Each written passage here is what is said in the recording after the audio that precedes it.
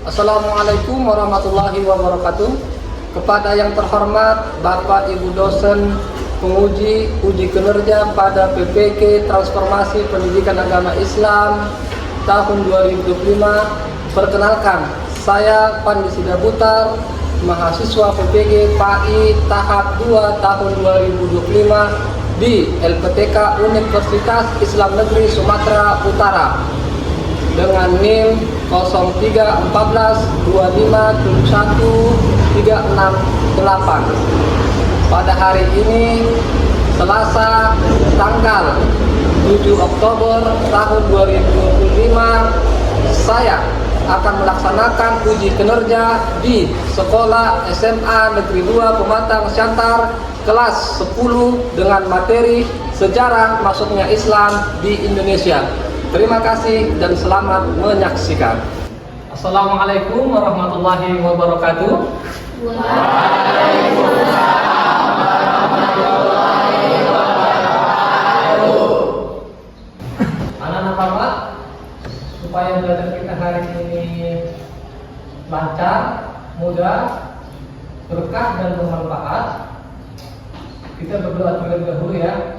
Bapak persilahkan ketua kelas memimpin doanya Bapak. Ista'id. Bismillahirrahmanirrahim. Raditu billahi rabban wa bil islami dinan wa bi Muhammadin nabiyya wa rasulah. Rabbil zidni ilman warzuqni fahman wa amalan shalihan. Alhamdulillah, puji syukur kita kepada Allah Subhanahu wa taala karena kita masih diberikan kesehatan. Hari ini kita masih dapat melakukan aktivitas belajar mengajar di kelas ini dalam keadaan sehat walafiat. Mudah-mudahan ini menjadi amal ibadah bagi kita. Amin ya rabbal alamin.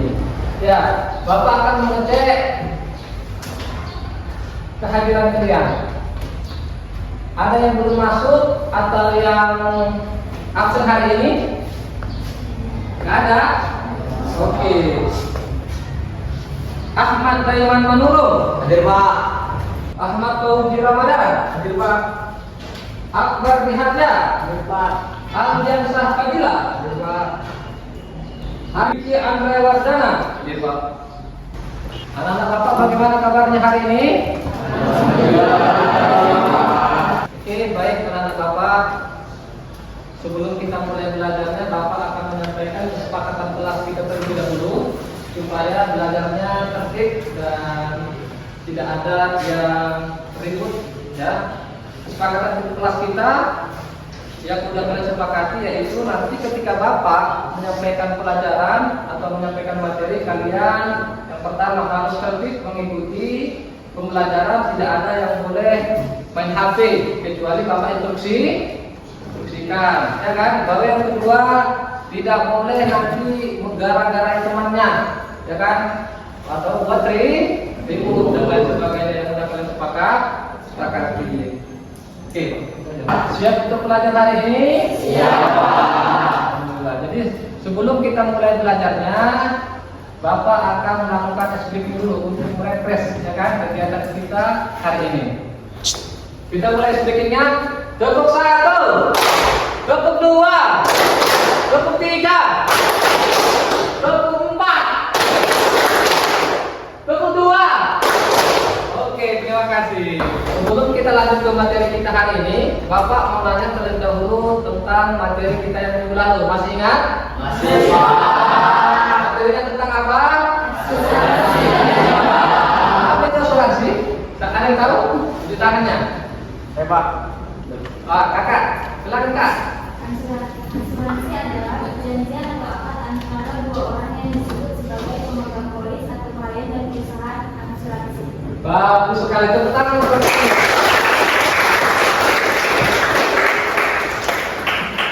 Baik, anak-anak Bapak, materi kita hari ini tentang sejarah masuknya Islam ke Indonesia.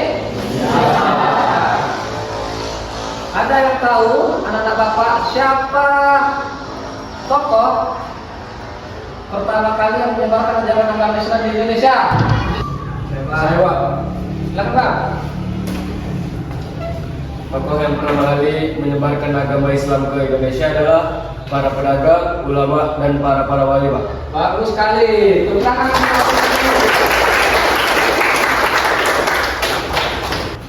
Anak-anak Bapak, hari ini kita akan belajar tentang sejarah masuknya Islam ke Indonesia.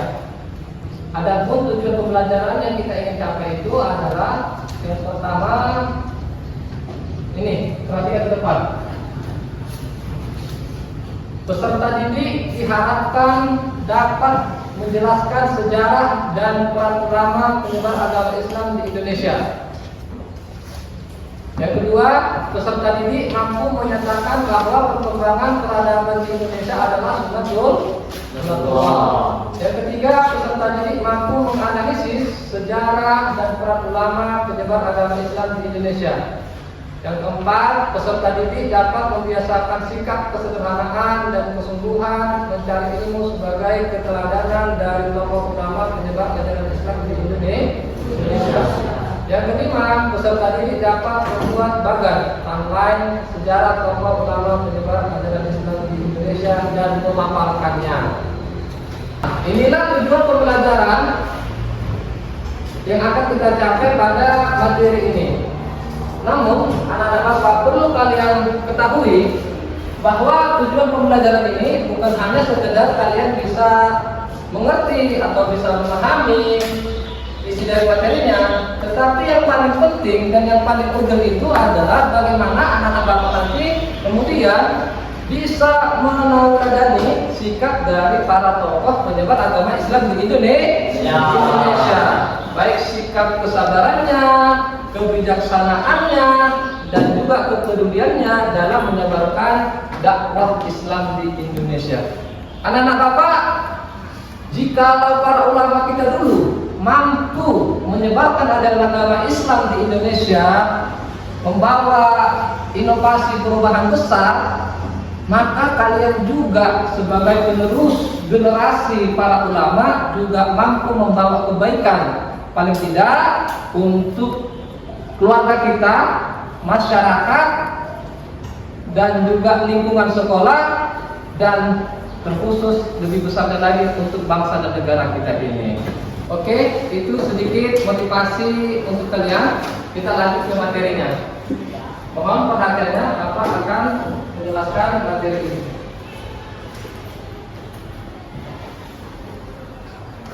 Ya, di sini kita pertama kali akan membahas terlebih dahulu tentang kondisi masyarakat Indonesia sebelum Islam datang. Ya, jadi sebelum ajaran agama Islam masuk ke Indonesia, kita penduduk lokal pribumi sudah memiliki keyakinan ataupun kepercayaan. Kepercayaan animisme dan juga kepercayaan dinamisme. Kepercayaan animisme itu adalah mempercayai setiap benda di bumi pada kawasan tertentu mempunyai ruh atau jiwa yang harus dihormati, seperti buah, pohon, dan batu besar. Nah, mungkin anak-anak Bapak pernah melihat, ya kan, ada ritual-ritual pemberian sesajen terhadap pohon atau pemberian sesajen di laut dan lain sebagainya, itu adalah termasuk bagian dari kepercayaan animisme. Nah, dan juga ada kepercayaan dinamisme. Kepercayaan dinamisme ini adalah keyakinan terhadap kekuatan yang berada dalam suatu benda dan mampu memberi manfaat dan mudarat seperti keris, batu, aki, dan lain sebagainya. Jadi keyakinan ini adalah tentang ada keyakinan atau kepercayaan dulu tentang misalkan suatu benda, keris ataupun batu, misalkan dia bisa memberikan manfaat dan juga bisa membahayakan seseorang. Nah, keyakinan ini melekat dulu pada penduduk lokal pribumi Indonesia. Indonesia. Nah, itulah kondisi masyarakat Indonesia sebelum Islam datang. Nah, yang menjadi pintu awal masuknya Islam masuk ke Indonesia itu adalah karena adanya interaksi perdagangan di pulau Nusantara Indonesia. Maka muncul teori. Nah, ini teorinya. Teori penyebaran agama Islam di Indonesia itu ada 3. Yang pertama adalah teori Gujarat, teori Mekah, dan juga teori Persia. Teori Gujarat itu adalah teori yang dicetuskan oleh Sunan Gunung. Menurutnya, Islam masuk ke Indonesia berasal dari Gujarat pada abad ke-13. Ada argumentasinya karena katanya adanya bukti penemuan makam Fatimah binti Maimun. Baru yang kedua adalah teori Mekah. Teori Mekah ini menurut Hamka, Islam datang ke Indonesia pada abad ke-7 Masehi yang dibawa langsung oleh orang-orang saudagar Arab. Hamka juga menyatakan bahwa Islam masuk ke Jawa bersamaan dengan masuknya Islam masuk ke Nusantara, yaitu pada abad ke-7 Masehi.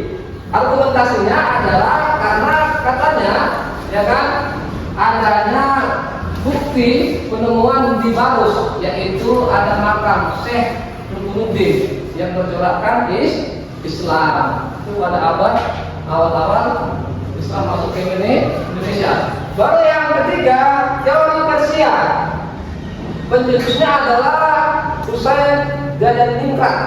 Teori ini didasari oleh kebudayaan yang hidup di kalangan masyarakat Islam Indonesia sama persis dengan yang ada di Persia. Maksudnya apa?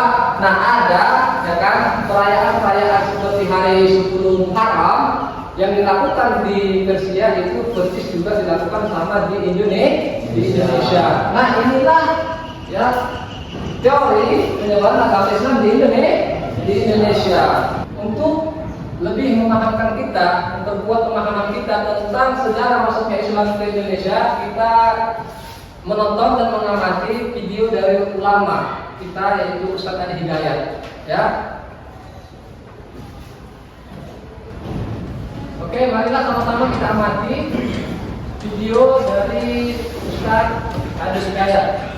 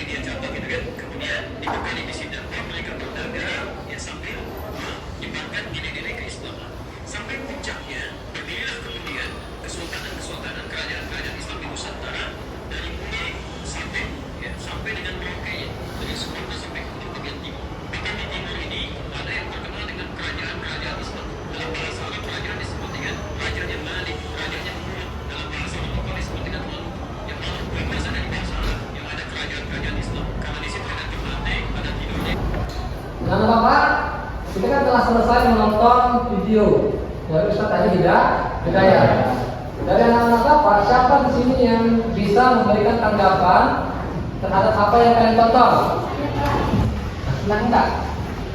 Assalamualaikum warahmatullahi wabarakatuh. Waalaikumsalam warahmatullahi wabarakatuh. Perkenalkan, nama saya Nafisa Sireza. Ide saya menanggapi video ini. Saya jadi tahu bahwa Islam masuk ke Indonesia tidak dengan peperangan, tetapi melalui jalur perdagangan, dakwah para ulama, perkawinan, hingga para pahlawan. Bagus sekali, tepuk tangan dulu.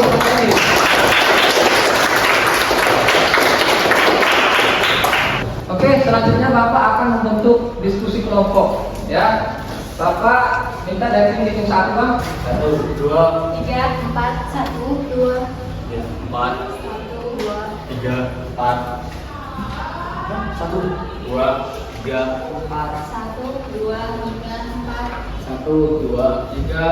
4, 1. Baik, yang nomor 1 di sini, yang nomor 2 di sini, yang nomor 3 di situ, yang nomor 4 juga di situ. Silakan kalian berbagi kelompok.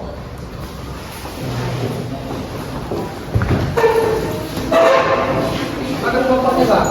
Ya, langsung gerak. Sekarang kalau misalnya ini kaca. Apa kan? Ya, Pak.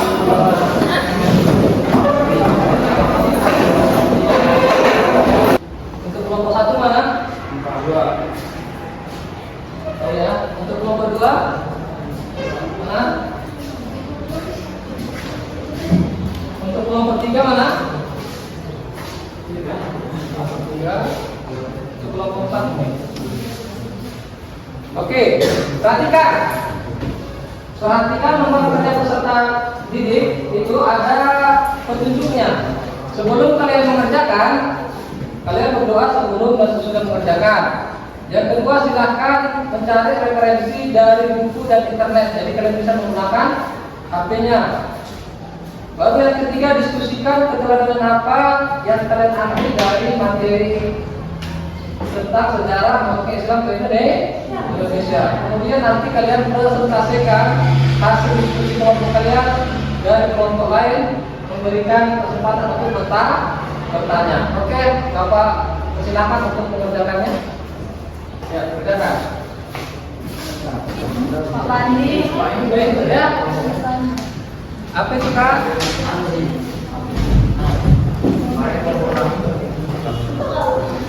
Oh ini, ya jadi kalian cari nanti tentang materinya, kapan Islam masuk ke Indonesia dan siapa yang membawa ke Indonesia. Nanti kalian tulis ya di sini. Oke, kerjakan ya. Ya baik anak-anak Bapak udah siap? Udah siap?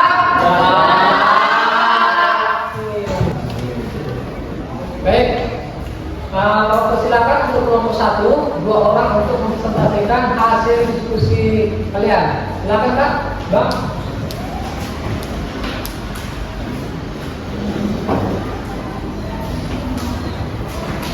Kami di sini ingin mempresentasikan hasil diskusi kami yang berjudul tokoh-tokoh penyebaran agama Islam. 1. Perdagang. Pedagang Arab, Persia, dan Gujarat yang datang sejak abad ke-7 Masehi. Mereka berdagang sekaligus mengenalkan Islam melalui interaksi sosial. 2. Ulama dan dai. Ulama perantau dari Arab dan Persia yang menikah dengan penduduk lokal. Mereka mendirikan pusat pendidikan Islam, pesantren, dan masjid. 3. Wali Songo.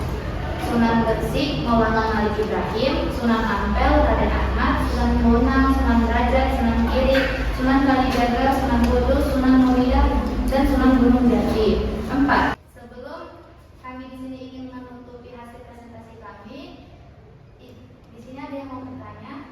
Perkenalkan, saya Nisham mahasiswa dari kelompok 4 ingin bertanya. Siapa tokoh wali songo yang menggunakan wayang untuk berdakwah? Baik, saya juga Wardana mewakili kelompok 1 akan menjawab pertanyaan dari saudari Nursyafa Anissa. Tokoh wali songo yang menggunakan wayang dalam berdakwah ialah Sunan Kalijaga. Beliau juga menggunakan seni budaya Jawa seperti wayang dan gamelan dalam berdakwah. Bagus sekali. Tangan. Oke. Coba. Demikian hasil presentasi kami. Mohon maaf bila ada salah perkataan. Wassalamualaikum warahmatullahi wabarakatuh. Waalaikumsalam warahmatullahi wabarakatuh. Nah, selanjutnya untuk kelompok 4 Bapak persilakan untuk mempresentasikan hasil diskusi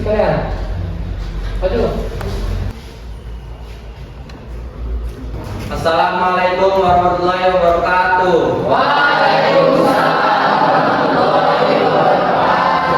Kami dari kelompok 4 ingin mempresentasikan hasil kerja kelompok kami yang akan dipresentasikan oleh Saudari Risti Kamelia. Baik, saya Rizka Melia membacakan hasil presentasi kami yang berjudul Keteladanan apa yang diambil dari para ulama penyebar agama Islam di Indonesia. 1. Kesabaran dan ketekunan. Mereka berdakwah dengan sabar meski menghadapi perbedaan budaya dan kepercayaan. 2. Dakwah dengan damai. Tidak menggunakan kekerasan, tetapi dalam akhlak mulia, perdagangan dan budaya. 3. Kecerdasan dan kearifan. Mampu menyesuaikan dakwah dengan budaya lokal, contoh senang menjaga dan wayang. 4. Kepedulian sosial. Membantu rakyat kecil mendirikan pesantren dan membangun masyarakat. Apakah teman ada yang ingin bertanya? Saya perkenalkan, nama saya Kesia Nika dari kelompok 3 ingin bertanya, mengapa keteladanan ulama penting untuk kita terus sekarang? Baik, saya Rizka Melia, mewakili dari kelompok 4 akan menjawab pertanyaan dari saudari Kesia Nika. Mengapa keteladanan ulama penting untuk kita terus sekarang? Karena bisa menemukan akhlak mulia, persatuan dan kedamaian di tengah masyarakat.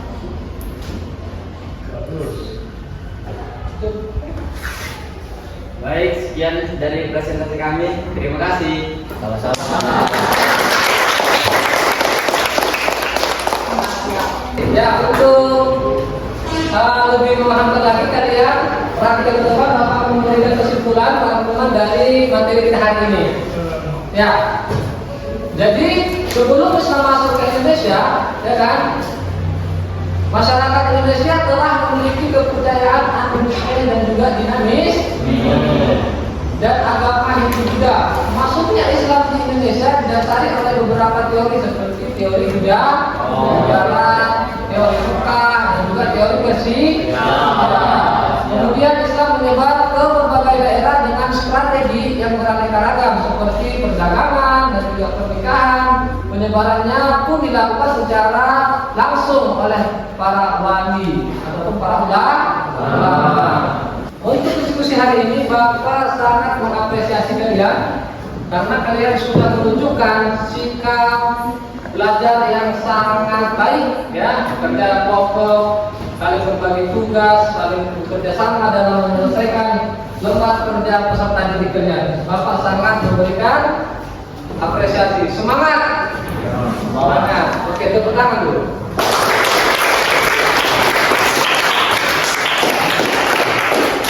Nah, selanjutnya, itu kan di buku kita ada tes evaluasi. Bapak minta kalian kerjakan tes evaluasinya, ya kan?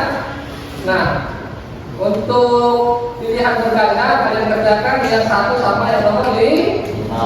Nanti setelah itu kalian kumpulkan. Oke, sekarang dikerjakan. Ini dikerjakannya sendiri-sendiri ya, karena ini untuk penilaian sendiri-sendiri. Bagaimana, sudah siap semuanya? Untuk ketua kelasnya, Bapak minta tolong dikumpulkan. Bang, satu bukunya. Ya, buku.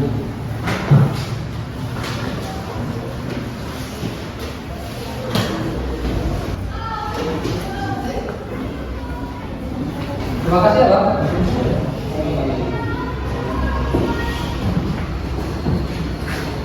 Oke, selanjutnya anak-anak Bapak, jangan lupa minggu depan kita akan memasuki materi tentang menjauhi zina dan juga pergaulan bebas. Untuk itu, alhamdulillah, pembahasan materi tentang sejarah masuknya Islam ke Indonesia telah selesai kita pelajari. Bapak mengucapkan terima kasih kepada anak-anak karena telah belajar dengan baik. Untuk itu, semoga pembelajaran ini menambah keimanan kita kepada Allah Subhanahu wa Ta'ala. Dan semoga pembelajaran hari ini menambah wawasan keilmuan kita tentang sejarah masuknya Islam ke Indonesia. Bapak akhiri, wabillahi taufiq wal hidayah. Wassalamualaikum warahmatullahi wabarakatuh. Waalaikumsalam.